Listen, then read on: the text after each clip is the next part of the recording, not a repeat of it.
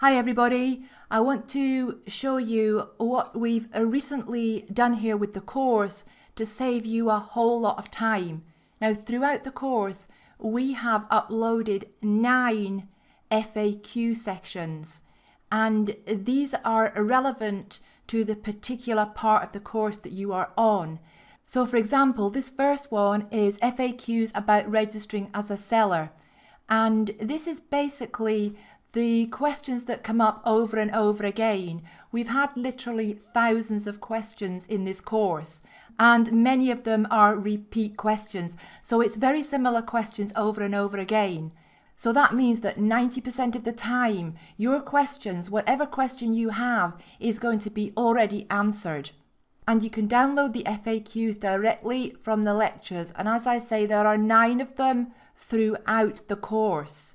So you can download them individually, or you can go to course content on the dashboard here, and if you scroll right down to the bottom to resources, and right at the beginning of resources you have the opportunity to download all of the FAQs, so all of the 9 FAQ documents in a zip file. So if you want to do it that way, just go to course content, scroll right down to resources, open the lecture, all the FAQs, zip file, and download the zip file.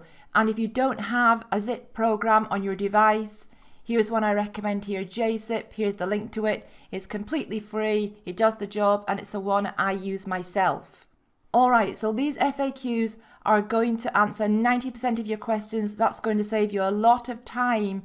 However, if you do have a question that is not answered on the FAQs, you can ask it on the relevant lecture.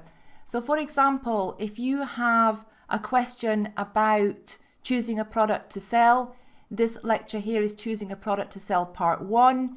So if you get to the end of the lecture and you have a question that's not answered in the FAQs, you can ask a question down here, click on Browse Q&A, and you can also see here a bunch of questions that have been asked on this particular lecture.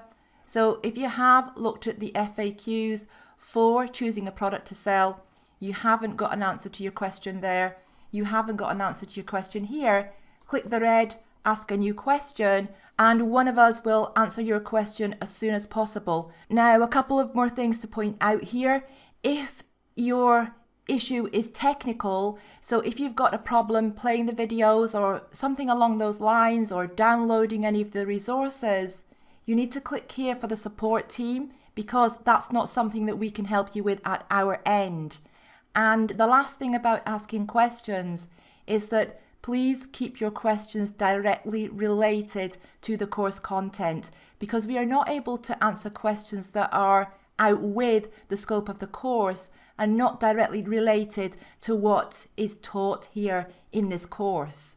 Now finally, one more thing that I think stumps a lot of new students is the playback quality of the video. Now what you can do is you can change the quality right here. Now by default you may be set to auto, and what auto means is it basically means that the playback speed, the streaming speed, will adjust to your internet speed.